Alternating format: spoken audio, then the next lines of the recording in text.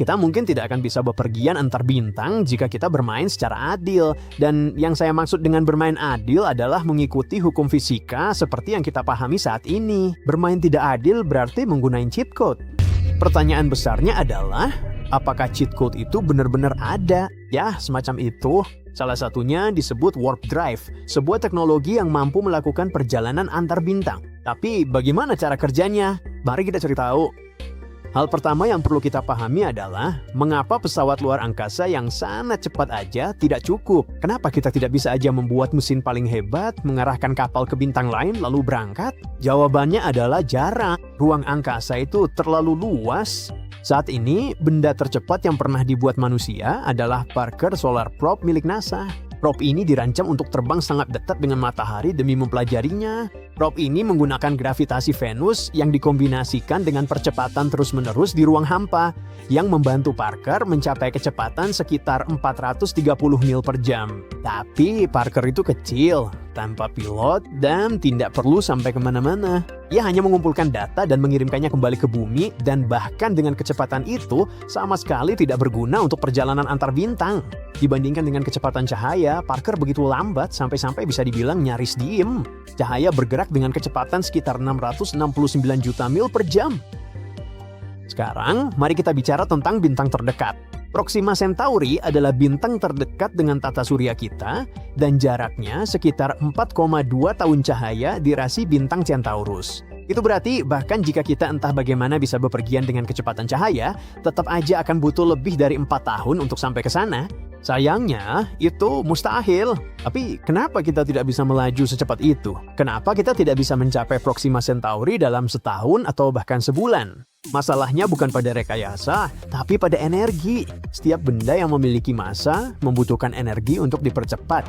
Bayangin sebuah mobil, mesin 200 tenaga kuda punya batas kecepatan. Kalau kamu ingin melaju lebih cepat, kamu butuh tenaga kuda lebih banyak, bahan bakar lebih banyak, energi lebih banyak. Fisika memungkinkan kita menghitung secara tepat berapa banyak energi yang dibutuhkan sebuah benda untuk mencapai kecepatan tinggi dengan mempertimbangkan massa, hambatan, dan jarak. Intinya, seiring kecepatan bertambah, energi yang dibutuhkan meningkat.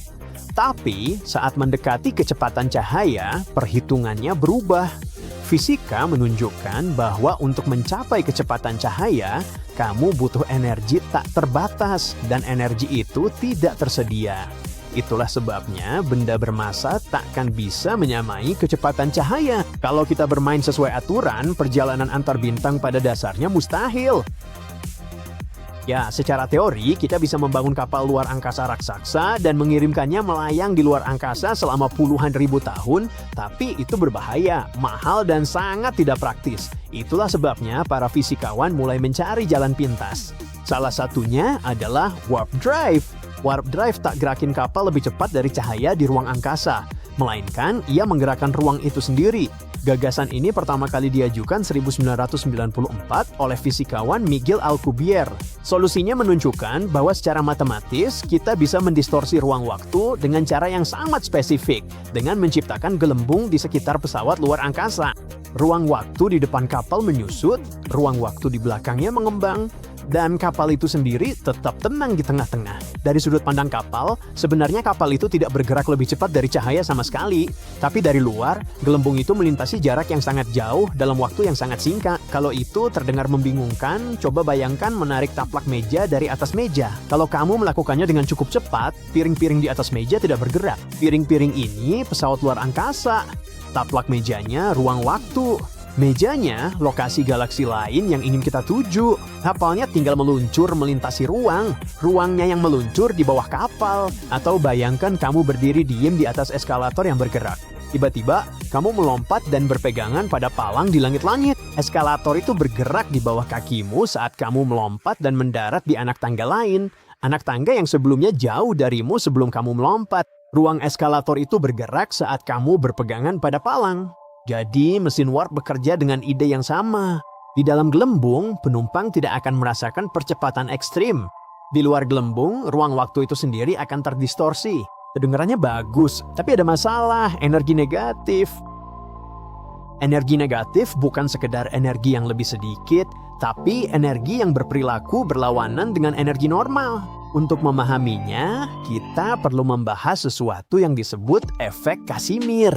Kamu punya dua plat logam yang saling berhadapan di dalam ruang hampa. Plat-plat itu tidak bermuatan tapi bersifat konduktif. Nggak ada gaya yang terlihat bekerja pada mereka, namun ada gaya negatif yang menarik plat-plat itu satu sama lain. Apa artinya itu? Plat-plat itu berada di dalam ruang hampa. Nggak ada apapun yang mendorong mereka untuk saling mendekat. Nggak ada energi klasik yang terlibat. Plat-plat itu benar-benar tidak bereaksi, tapi di antara mereka, fluktuasi kuantum menciptakan tekanan yang perlahan-lahan memaksa plat-plat itu semakin mendekat. Kita nggak perlu terlalu dalam membahas fisika kuantum sampai bikin otak meleleh.